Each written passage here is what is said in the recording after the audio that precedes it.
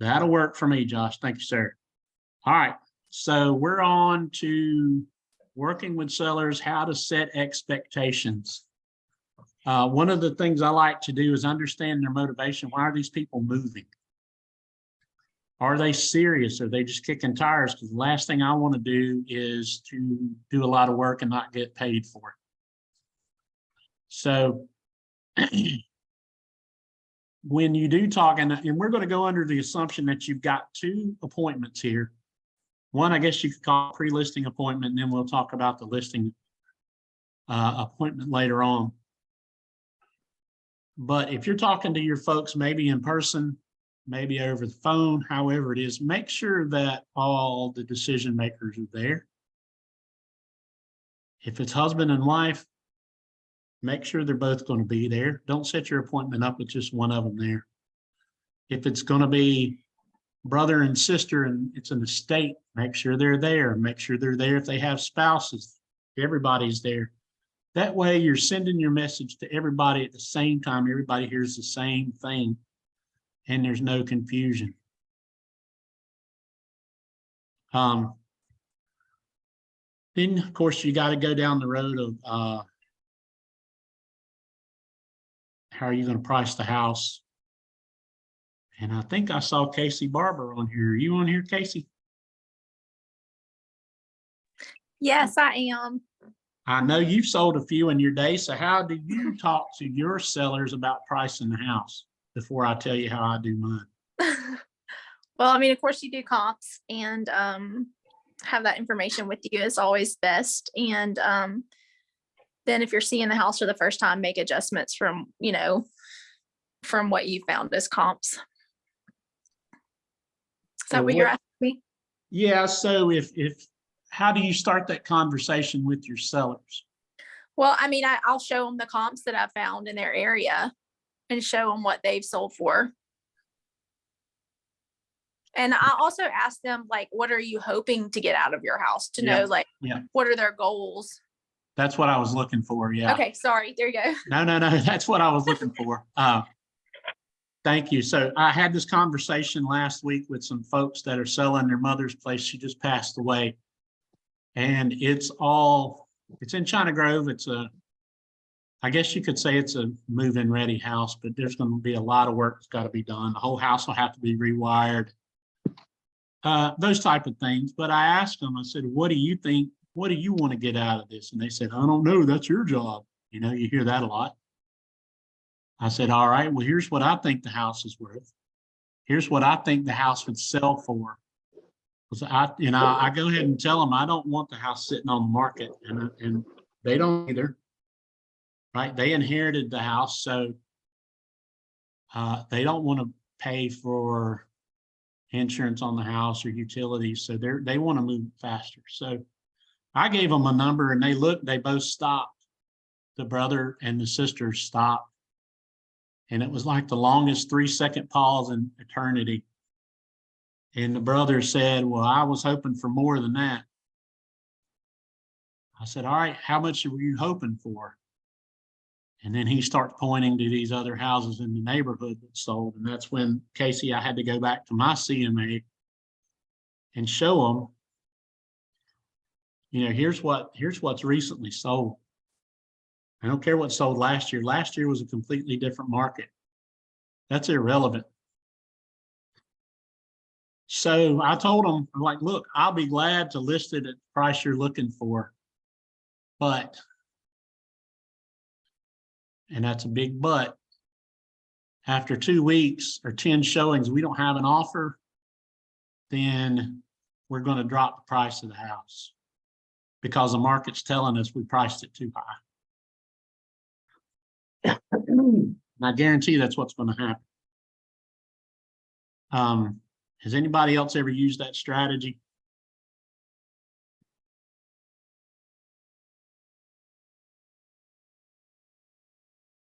No. I mean, at the end of the day, you got to do what your client want, right? You can tell them, you can give them all the numbers that you want. But at the end of the day, if they want to price it at one thing, it's going to be your decision as a listing agent. Do you want to take it on? And two, is it worth your time and money? So this one I felt like would be worth my time and money because I think somebody will buy it. But I'm going to put it into an email and send it to both of them and state what I think the house is worth, what should be priced at, and what they thought it should be priced at, and then our strategy to move forward if it doesn't sell. So a lot of people, you know, sellers these days hadn't quite caught up to 2023. They still think it's February of 2022. So make sure you got your numbers ready. Make sure you got your CMA ready. And I think going back 6 months is plenty of time if you can find enough comps. So 6 months, we were starting to slow down. Fed had already started raising rates. So we were starting to slow down. So that should help. Did somebody have a question? yeah, I do, Chris. So what would be the detrimental I'm trying to think what basically what would be the negative of having the house overpriced and sitting there? The perception of something wrong with the house or something like that, or what? So that's a good question, Josh. One of the things I tell my folks, and we go back to understanding their motivation, and the sister in this scenario that I'm talking about for me lives in Georgia. She didn't want the house, right? She doesn't want to have to keep up with the house, clean it, make sure nobody breaks in it. So we don't want the house sitting there because they've expressed to me that their desire is to get it sold quickly. So if that's the case, then let's price it, you know, where it's ready to go. The other thing that you can say to sellers is, you know, the longer it sits on the market, the more it's kind of like getting a date at prom. If you don't have a date for the prom, you know, and it's the day before the date for the prom, what's wrong with you? You know, the more you sit on the market, the more people are going to wonder what in the world's going on here. Yeah. And now I've got buyers that are like, hey, this house has been on the market for 88 days. What's wrong with it? And I'm kind of laughing because I had my license for 9 years. And honestly, before 2021, 88 days is not that uncommon.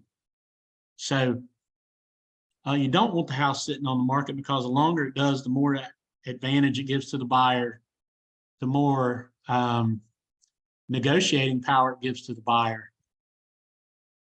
And you gotta remind your folks also, they're paying for insurance, they're paying for utilities, they're paying property taxes. And in my folks scenario, the house is vacant. So after 90 days, if it's vacant, they have to change their insurance policy to a vacant dwelling policy.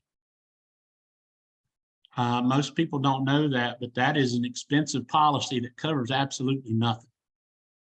Yeah, I came across the same thing when I purchased my home here, and the previous owners wanted to stay in the house for 2 weeks, and I didn't realize that their insurance wouldn't cover them and my insurance wouldn't cover me because they were staying, and they actually we needed to get rental insurance because cover that 2 weeks. Yeah, so there's a lot, to answer your question, there's a lot of detriment to the seller for the house being on the market very long. Plus, you go back to their motivation. They told you they want to get rid of it. Well, I'm trying to help you get rid of it, but you're fighting, you know. So just again, understanding their motivations when you start setting their expectations helps a ton. Anybody else got any other questions?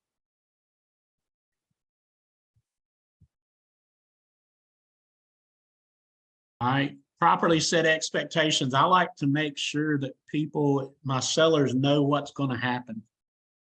I want them to know that, hey, when you get through cleaning this house out, you need to give me at least 2 days to get my photographer to come out We'll get measurements done. We'll get pictures done. We'll get it on the MLS in about a day. Once it goes live, you're going to be getting, people are going to come and see it. This will be a going show, so it won't be, they won't be getting showing notifications. And then you set the expectations. All right, we're going to talk weekly. At the very least, I'm going to call you on Friday, and we're going to talk about the action the house has seen. If I don't need to call you before then, set that expectation with them. Set the expectations about home inspections, about appraisals. Talk them through that, because odds are they've not sold a house in a while, or don't remember it, or maybe they want to forget it. And remind them of what they're going to go through. Remind them what's going to happen. And I'll tell you, I had a listing one time. Excuse me. Was selling a past client's mother's house, and her mother's stuff was still in the house. Well, the buyer showed up for home inspection with the general contractor, with their parents. I believe there was about 8 people that showed up to this home inspection. And I want to say the inspection was like 2 hours long. It's what they had scheduled. Well, my seller showed up at like 2 hours and 5 minutes. So right after it was supposed to end, and there's folks were still there, and she got furious. And I remember I was driving up to DC with my wife for a little weekend vacation, and the agent said that my seller had threatened to beat her up. She had never felt threatened like that before in a real estate situation. But again, had I set those expectations up with my seller that, hey, there could be parents, there could be the general contractor, there could be, 5 to 10 people showing up, then that may have headed off a confrontation that was unnecessary. So I promise you, one thing I do is let people know what's going to happen, what could happen during the home inspection. Any questions on setting expectations?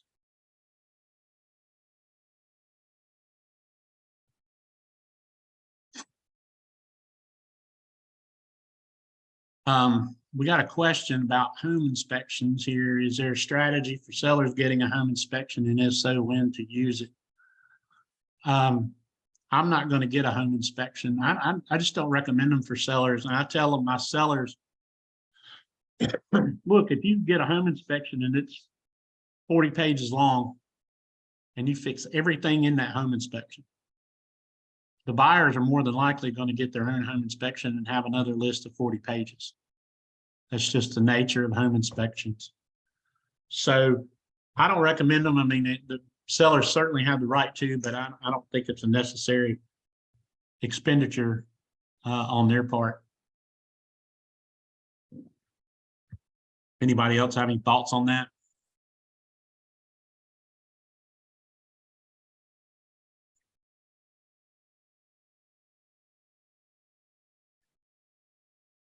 All right. Lock up the listing. Look, this is just a pre-listing appointment, but if you can go ahead and get the listing agreements, why wouldn't you do that? And there's something on the listing agreement called a marketing date. So it allows you to go ahead and get the listing signed and then postpone the marketing of the property until whatever date they decide on. Okay, so the last thing I want to do is drive away from that property and not have a listing agreement in my hand. Because who knows if they run into, cousin Junebug at church that just got his real estate license, and now they want to list with him because he's a cousin. Or, somebody else might be in their ear, or they might see an advertisement on TV for a real estate agent. So during that time, from the pre-listing appointment to the listing appointment, you're kind of sitting around wondering, are you going to get the listing? So go ahead and lock it up. Has anybody ever used that strategy before? Unfortunately not, no. I haven't sold anything yet, so. I would recommend it. Again, there's a marketing date on the listing agreement, so it allows, to me, it's a safe movement for a listing agent. Go ahead and get the listing, and we'll market the property once you're ready. Chris, Yes. is this during the pre-listing appointment? What we're talking about right now is during the pre-listing appointment, or is that during the listing? Yes, I mean, yeah, it is. And it's generally just a conversation. Hey, come over and look at the house. I don't usually, I mean, you might get the listing and all the disclosures signed at the same time, but typically I don't. So yeah, I call this like a pre-listing appointment, just kind of meeting folks, getting to know them, let them know what you offer, get a little comfort with you, and then moving on to the listing appointment. But any other questions?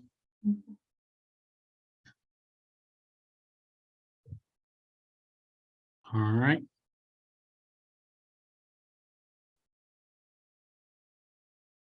Understand their motivation. We talked about this. Here are some questions. Again, this is at your pre-listing appointment, if you have one.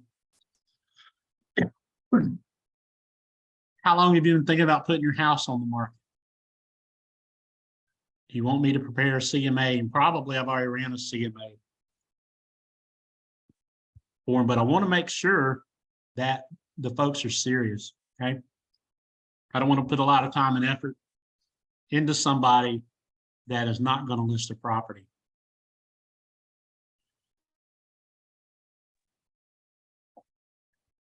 A few of these buyers will be ready to buy within days. Is that too fast for you? Make sure they have a plan. Where are you going to go if we get an offer the day it goes live?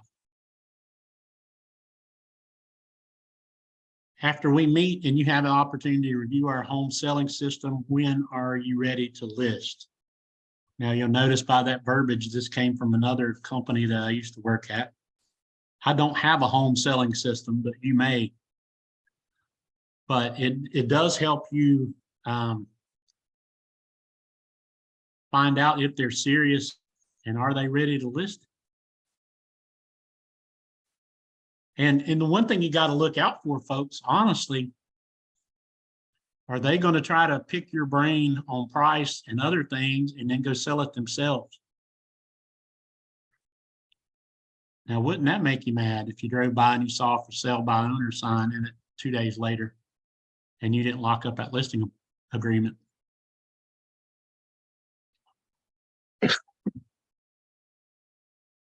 Where do you want to move after you sell? Why would I ask them that?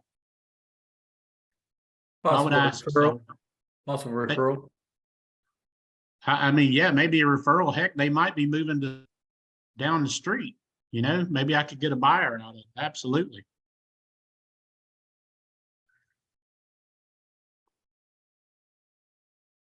How soon do you want to move? Make sure their time frame fits what you want to work on. Okay. If one of my buyers offers you the price you want, are you ready to accept the offer? That is usually a good sign of, are they serious? Are they not? So if we set the listing price at $285, Mr. Seller, and you get an offer for $285, are you ready to sign the contract? What's the price range you're willing to accept? If we set it at $285 and I told you your house is worth $250, are you willing to accept $265, $275, $285? What if they tell you no? What would you do then? No, I'm not accepting anything below list price. How would you tackle that?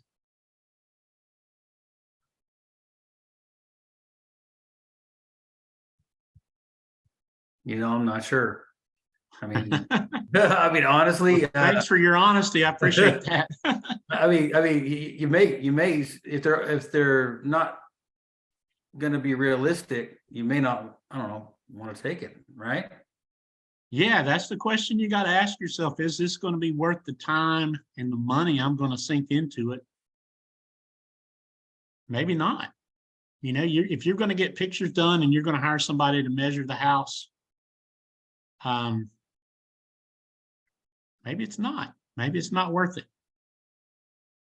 That's something you need to ask yourself, and don't be afraid to do if you don't think it's worth it. Chris, that was one of the things I was going to ask you about today was this past year, I had this happen to me several times. It was just random situations where people were going to move for a job and they didn't move. And then another time, they just decided they didn't want to move. They liked their house too much. And I had invested, photos, measurements, all that. Yeah. Do you put anything in your listing agreements protecting yourself from stuff like that? Casey, that's a good question. I don't, but I know you're not the only one that has faced that this past year, because we've been asked that as well. And if you're going to do, I mean, I probably am out. I mean, well over $600 just from those two instances. yeah. So if you're going to do land or you're going to do a commercial property, you're going to be out even more than that. And I don't have anything in my listing agreement, but you're certainly within your right to get to put that in the listing agreement. Yeah. And should you terminate prior to the end of our listing agreement? And don't ask me where it goes in the listing agreement, because I'm not sure. Well, in there a spot in there that says like additional, what does it call it? Towards the end. Yeah, but you see, I think I know what you're talking about, but you're getting into the correcting a drafting, whatever you call it. Drafting legal documents. Yeah, Casey, I swear I believe there's a spot in there for that. I know there is in the buyer agency agreement. Yeah, maybe that's what I'm talking about. Yeah, that's what I'm talking about. What were you talking about? No, I was talking about the listing agreement. I don't think that same spot's in there. No, I'm talking about buyer. I don't know. I'm going to look because maybe I talked to Dina about it. I can't remember when it went down, but just, what to do to protect that, because I'd be dadgum if it didn't happen to me twice back to back for two different reasons. And I thought, we have, and I can't remember who it is, but we've got a couple agents that will charge a retainer fee for buyers up front. And it comes out of their commission at the end. Yeah, it does. Okay. And that's that's kind of the same thing you could do on the listing side. But I can't remember if it's in there or how you would enforce that, or you kind of caught me off guard with that one. Sorry, I'm sorry. No. I'll be honest with you though. I had a commercial listing last year, and we spent $700 on pictures, just pictures, because this was a massive 9,000 square foot complex. And 2 months after the listing agreement went active, they pulled it. And here I am holding the bill, So it and then also I had a mortgage agent in on one of those with me who had paid for, how he Larry was doing those like videos you could do together, know. And so I even had a mortgage agent with investments in it. Which was crazy. I'll tell you what, I will look it up and see if I can find it after this. Okay. This class. That's a good point. I'll send it out to everybody in here if I find it. Mm-hmm. Describe your home to me. I always like to ask people to do this just so I know what they think the main features of it is. What do you like about the house? Help me describe it, because I'll be honest, I'm terrible at doing property descriptions for the MLS. So if I get their help in doing it, I'm more than happy to do it. And then our meeting will require about an hour of your time. Is that okay? You're setting expectations, right? So I'm setting expectation for the actual listing appointment. So if you get the, at the listing appointment, I'm gonna go in, I'm going to get the disclosure signed. If I don't already have the listing agreement, I'm going to get that signed. First thing you're going to do is sign the working with real estate agents. Hopefully you can have whoever takes your pictures to do it. If you do it, you know, go ahead and get that done and then get the house measured as well. So just let them know, hey, when we set this appointment up, here's what's going to happen and here's what all I'm going to do. And hopefully that's enough for them. So any questions on understanding motivation of sellers? No.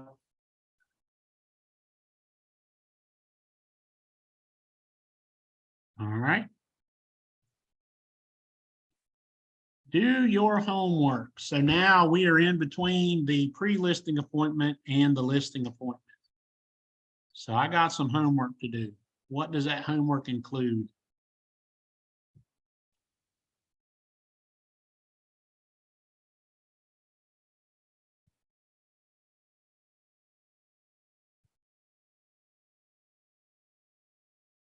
All right, I'm gonna give you a head start here. Pull the deed. Why am I pulling the deed?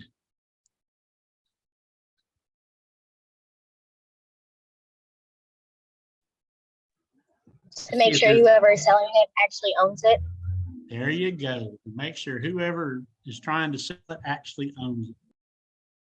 And I'll tell you this, my partner at my previous firm had this happen. She pulled the deed on it after they called her to come list the house.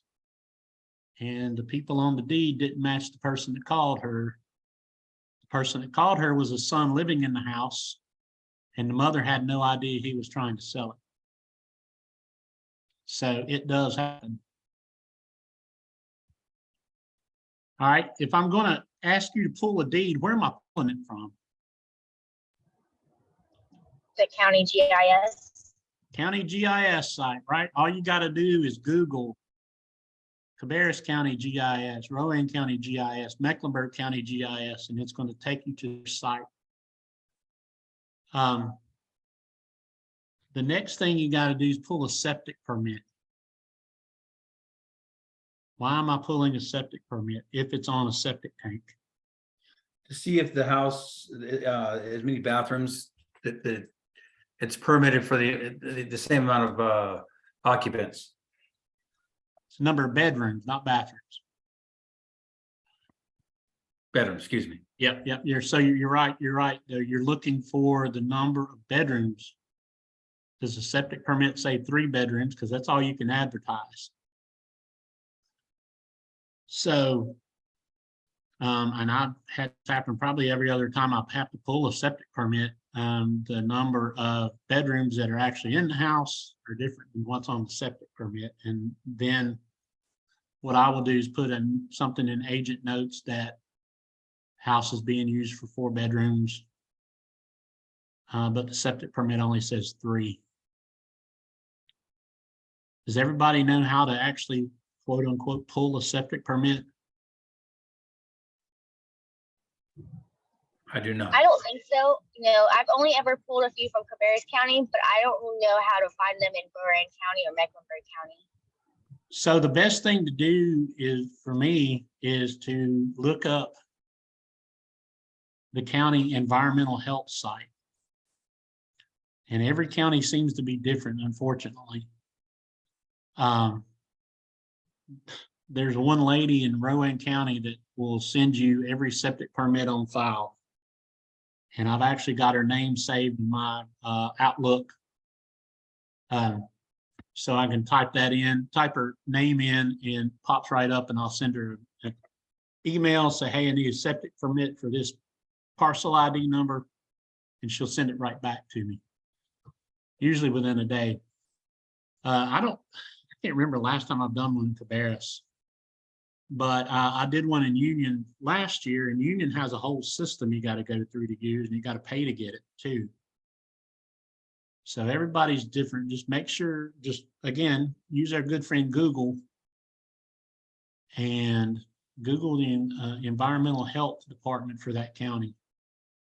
Who was that said they pulled one for Cabarrus?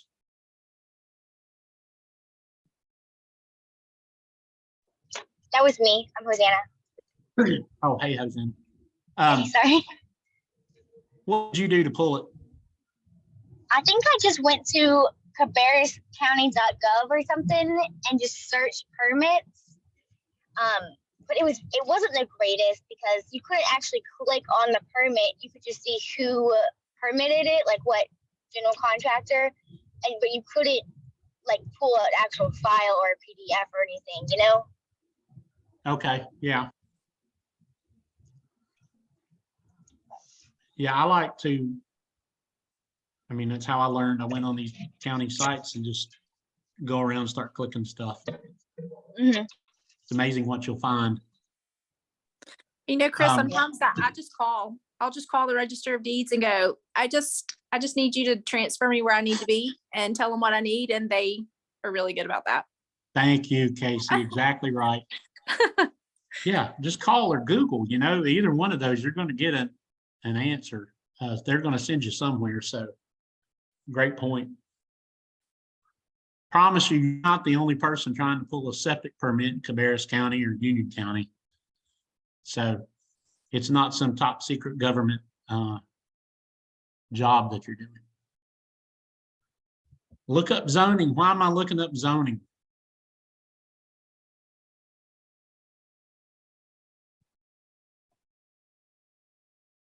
To check what the property is zoned for. If whether Yeah. it's residential or commercial, then you know upfront. Exactly right, Sabine. Yep, exactly right. Make sure that it's zoned for the use that you're, or see what the zoning's for, so you can advertise it correctly. Some of the properties in Kannapolis have been changed. Well, the meaning of zoning is OI, which is office institutional. And before our new zoning ordinance went into effect, you could have single family residential under OI zoning. Well, now you cannot. So you need to know what, if your house is not zoned for residential and it's zoned some kind of commercial or something else, make sure that single family residential is allowed in that. It's allowed in that zoning. And again, that's a call to the county. Like Casey was saying, call somebody at the county and ask them about zoning, and they will send you to the right people, I promise you. Any questions about deeds, septic tanks, or excuse me, septic permit zoning? Yes, a question about zoning. If a property was zoned before under the O or something that you said, Uh-huh. and the reselling it, putting it back on the market, you have to change the zoning now, since you said that it's been changed. That's a good question too. So that's going to be on a county or a municipality by municipality. What is the word I'm looking for? You're going to have to ask the municipality. So in that office institution zoning that I was telling you about in Kannapolis, if you go to resell the property, you're going to have to sell it as commercial, use it as commercial.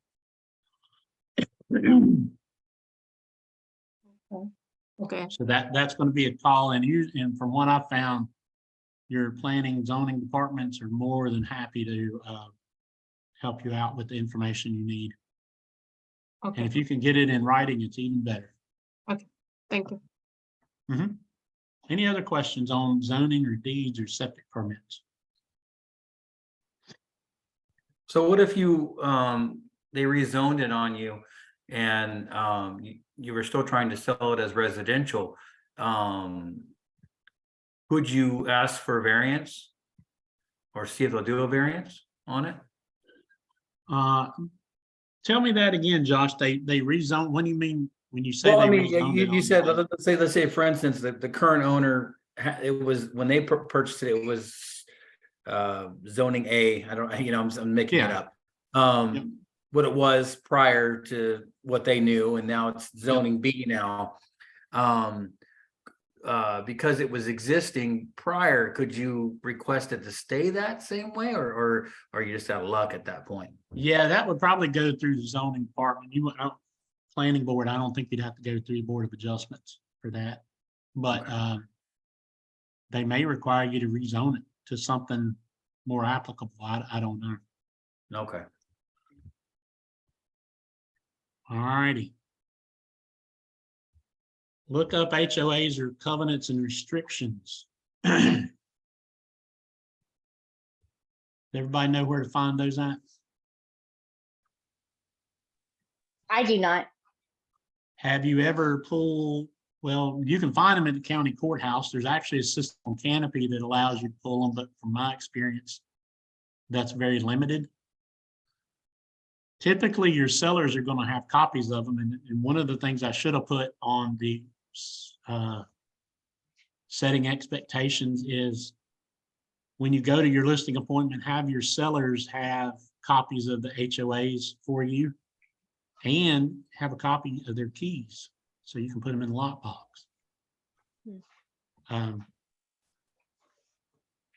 Typically, those folks would have them. I'll tell you what I have done. I went back in old listings, like if I've got a listing in Kellswater Bridge where I live and I can't find my HOAs, I will look back at ones that have sold and see if anybody's attached them there. It's kind of cheating, but it works.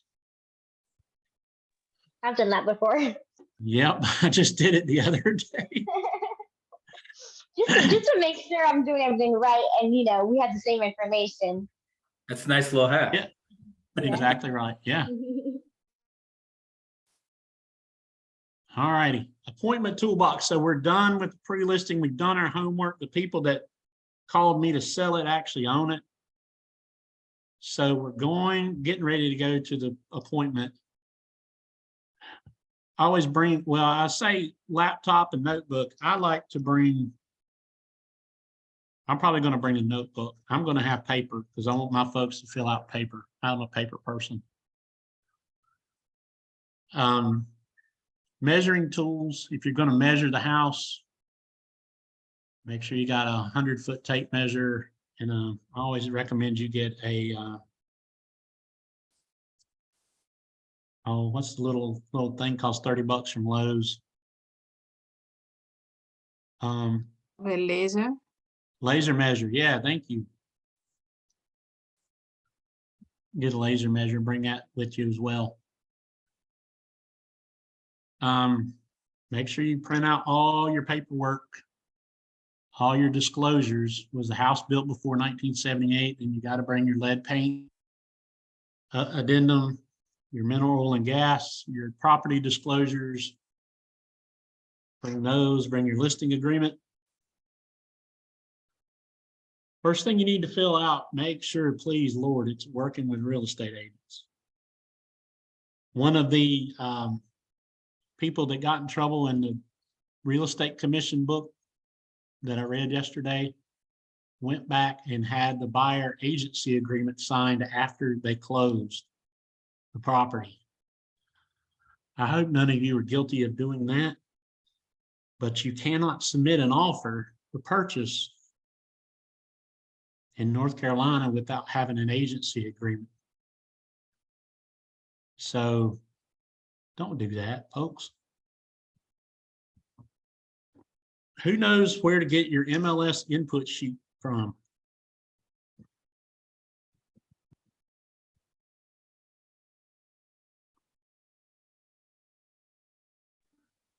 And by the silence, I'm going to say nobody.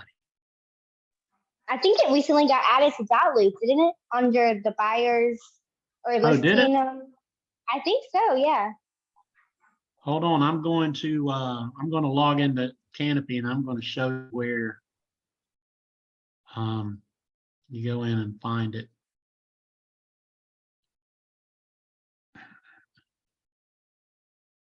Just in case you didn't know, this has been like one of the greatest tools in the world for me.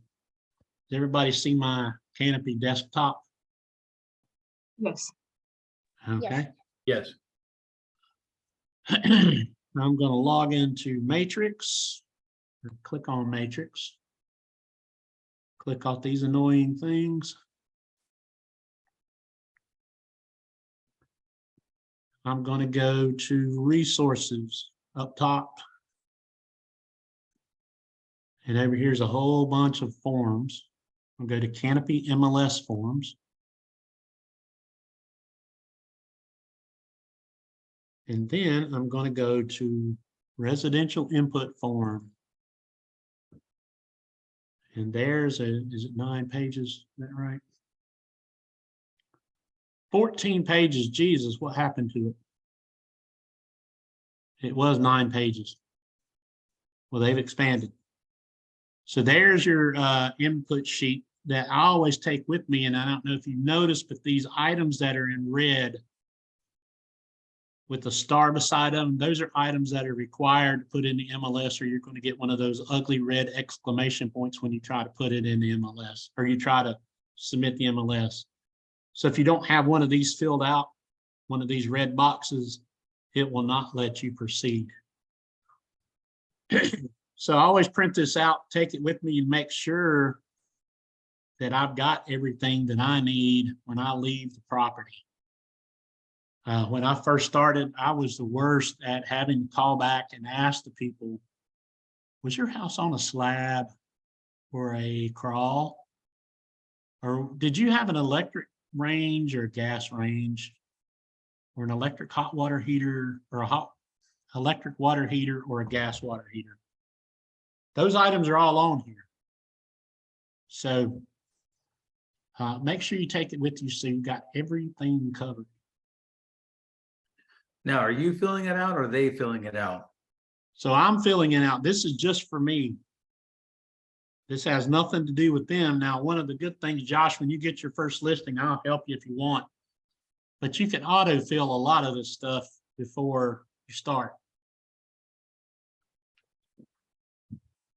They will pull information from Realist that actually populates a lot of these blocks. So you don't have to fill in every block, but everyone that is red with the star beside of it, you do have to fill in. All right. Any questions about this one? No. Hosanna, did you say that's in the MLS now? Or not, but dot loop? Yeah, I think so. It's under one of the folders, like the pre-saved folders, I think. Okay, cool. I guess, yeah, I'm pretty sure. I'm pretty sure. I could be wrong, but I think so. All right. All right, well, we're going to closing now. They're not closing. Oh yeah, make sure you bring your lockbox and your sign. You don't want to, again, you're trying to work smarter, not harder, right? Make sure you got a lockbox with you and a sign, because they're ready to list it right then. Go ahead and do it. Try to minimize the number of trips you take to the property. I listed one down in Weddington last year, and I only went to the property twice. One to put my sign in the ground, and the second one to get my sign out of the ground. That's efficiency, folks. All right. The appointment. Build rapport. I always put shoes out there. Why would I say shoes? What am I talking about? Shoes. Take your shoes off when you get there. Take your shoes off when you get there. It's a sign of respect. And in certain cultures, it is a really big sign of respect. So instead of me having to know everybody's culture, I'm just going to take my shoes off.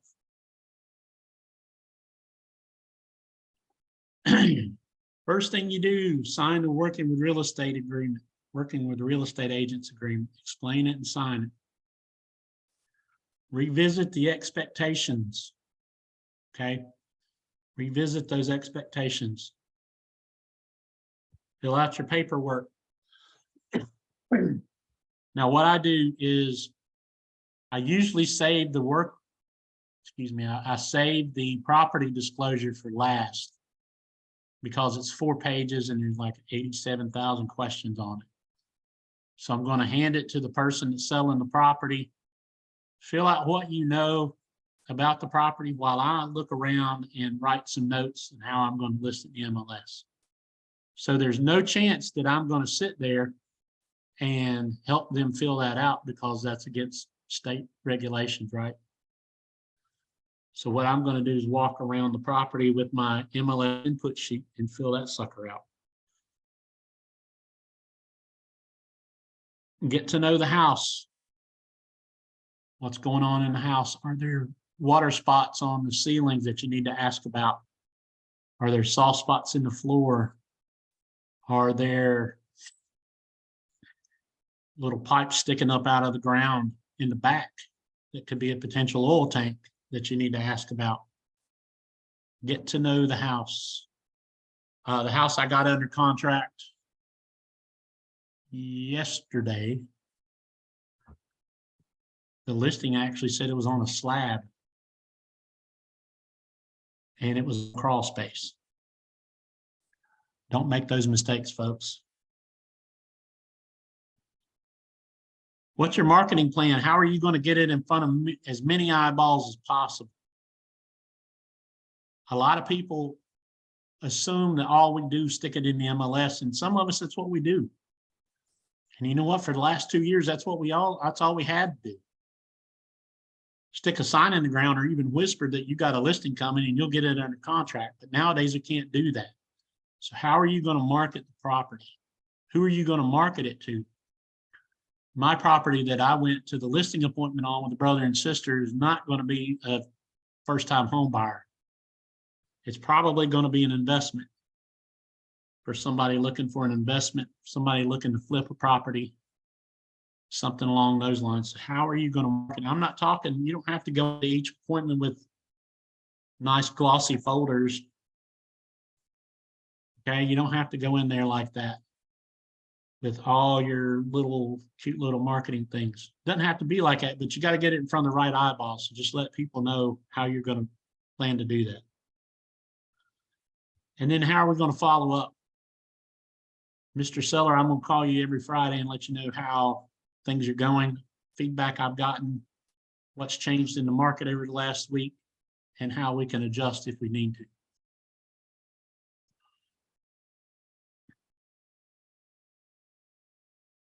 Any questions on the appointment?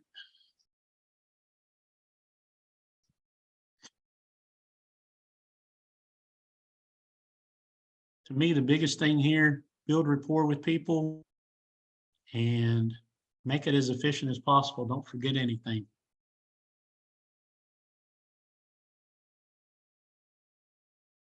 Safety is the last one on here. I will talk about, folks, and this is easy for me to say, but if you feel uncomfortable in the situation, leave. You don't have to list anything, okay? And if you're going to feel uncomfortable in a situation, you know what? Tell them you had something come up and you want to bring somebody back with you to help list it, or you know what? Walk away from it if you don't feel comfortable with it. Not worth it. Have you ever had to do that? I have not, but I will tell you this. I had an agent from Mooresville call me. This was when I was at another company, and she said, "Hey, I'm listing this property over in your neck of the woods, but I don't have a warm and fuzzy about these people. Do you mind meeting me there?" And I did. And I mean, nothing came of it, but she was just being careful, you know? She was just being careful. And nowadays we really, really need to be careful. All of us do. So if you feel uneasy, get out of there and regroup and decide whether you want to do it or not. Do you want to list it or not? And if you do, we'll go back with other people, reinforcements. All right.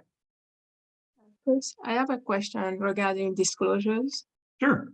There's an area in Cabarrus County where there's a landfill, and I noticed that a lot of houses that are listed in that area, I don't see any disclosure that mentioned the sellers are not mentioning it and the listing agent are not mentioning it.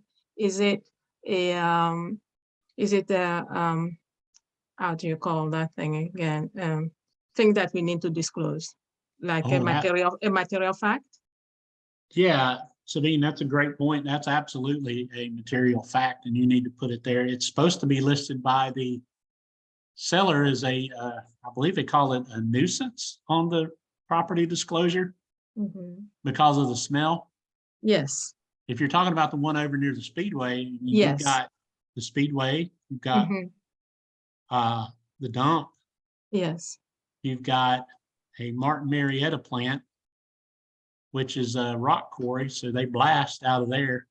So you got quite a few things over there that you need to disclose. So yes, that's a material fact that should be disclosed. And if they don't put it on the property disclosure, you at least need to put it in the agent notes. sorry. I look at, some of the agents that have property in the area and I don't see them saying anything about it. So I was wondering if it's something that we should say or not. No, you're 100% right. Yep, 100% right. Thank you. Couple of things at the appointment, make sure you explain the working with real estate agents with them, make sure they know it's not a contract. People are more likely to sign it if they know it's not a contract.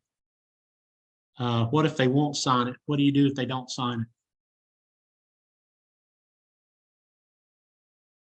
it? Don't you sign it and date it and say they wouldn't sign it, correct? And keep a copy. Yeah, keep it on file. I'm going to put it right on the back of it, right on the front of it. They wouldn't sign it. Yep, exactly right.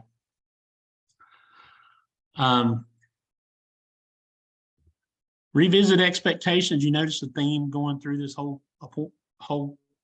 class is expectations. So make sure you set your expectations on timing, on the way showings are going to be handled, how offers are going to be handled, the way negotiations are going to be handled. How does that look now versus how it looked a year ago? It's way different for the seller, right? We don't see $10,000 in due diligence anymore. The property I got under contract last night was $500 in due diligence. That's changed dramatically, so you need to let folks know that. Let them know about home inspections, what to expect. Do they have to fix anything? Let them know that you don't. But you always run the risk of the buyers walking away, especially nowadays. This is not during COVID, so buyers aren't just throwing caution to the wind and allowing anything to pass. And then what's going to happen at closing and when they're going to get their money. A lot of sellers expect to get a check as soon as they hand the keys over, right? Or quote unquote hand the keys over, but that's usually not the case. Make sure they're aware of that.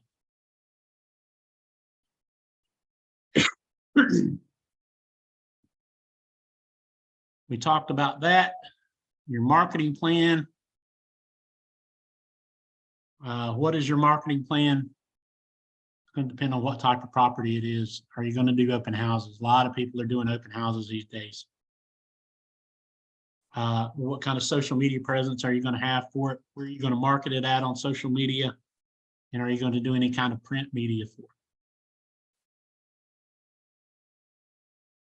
So that is it. Well, follow up real quick. What's the best way to contact the seller? Do they prefer text, email, calls? What's the best time to call? Maybe they got a newborn. They don't want you to wake them up in their nap. Think about those things. How often do you want to be updated? And then discuss price adjustments. How are you going to handle them? Make sure they're not doing them for $1, right? Do something that's going to make a difference. This is the time to have those discussions, not when it's time. You've been sitting on the market for 4 weeks and had a showing. Okay. Any questions on anything we've discussed?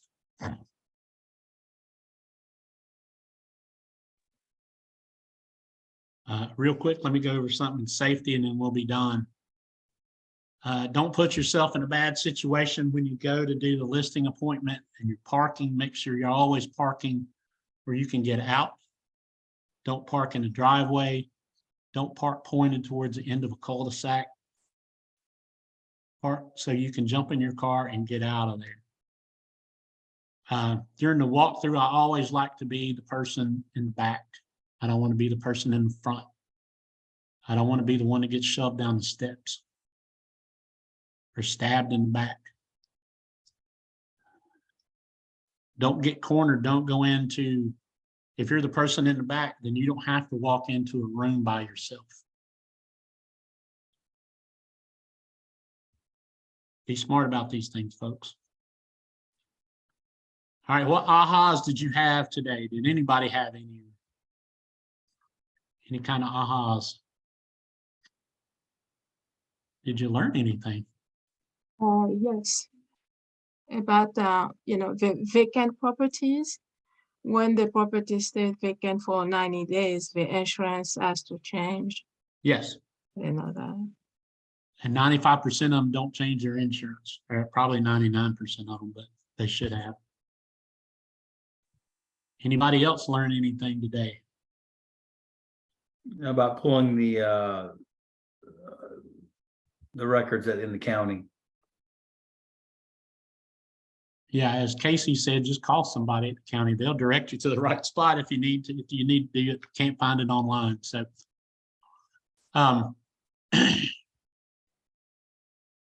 hopefully that was helpful today. I'm gonna go over the last 2 points real quick, and then we'll go. Benefits of working with sellers, to me, it's time, better utilization of your time. I told you I had a seller in Weddington and I went to his house twice. One to put my sign in and meet the photographer, and the second one's to go get my sign the day of closing. That's an efficient way to work. Okay. Biggest challenges with sellers today is the market's not like it was a year ago. Prices are falling. So you've got to ingrain that into their thought process. You got to tell them, hey, we're not selling houses for $300 a square foot anymore. We're not getting $10,000 in due diligence anymore. Those days are long gone. So setting expectations, realistic expectations for sellers nowadays are very, very important. So, all right, folks, that's all I got. Anybody got any questions? Yes, another big takeaway was the expectation, you're insisting on expectation and revisit the expectation.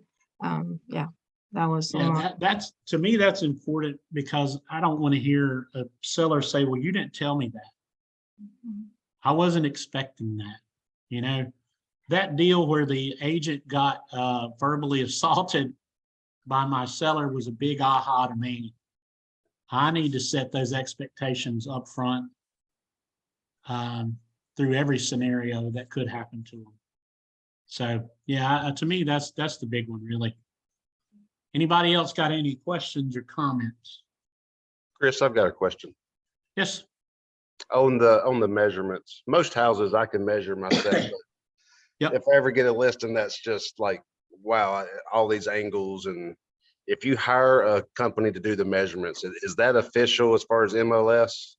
I know it's the agent's responsibility for square footage, but if you hire somebody because you're not sure, how does that work?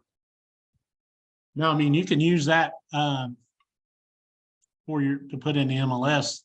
The real estate commission doesn't care, though. You're still responsible for it. Yeah.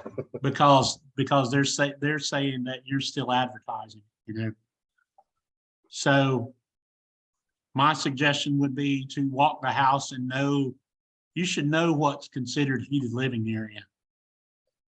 Right? I mean, I understand there's houses with funky angles in it, but if you're going to advertise a house that's that big, know what should show up under heated living area and whatnot, So when you get a schematic back from the person you hired to measure your house, and it's showing 4,700 square feet.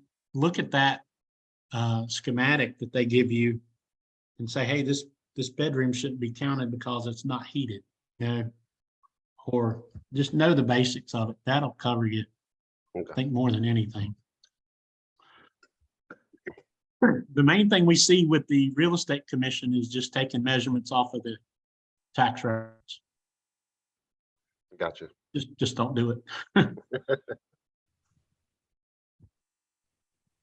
Any other questions or comments?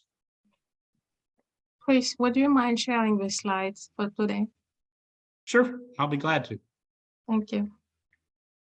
Well, I guess that brings up one more question then, Chris, speaking of tax records. If you're at a house and you see that it looks like an addition, I guess you need to pull the permits to make sure it was permitted. Otherwise you can't advertise it.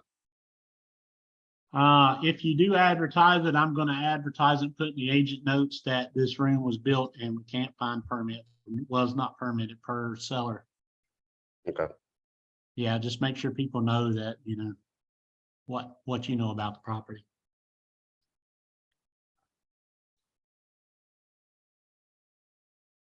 All right. Any other questions? Well, I appreciate it, and I'll get these slides out to y'all probably tomorrow, and look for another class on working with sellers for land and working for sellers with commercial properties. So, Appreciate it, Chris. Thank you. yeah, y'all have a Thank good you. one. Thank Thank you. you very much, and let me know if you have any other questions. Thank you. Mhm.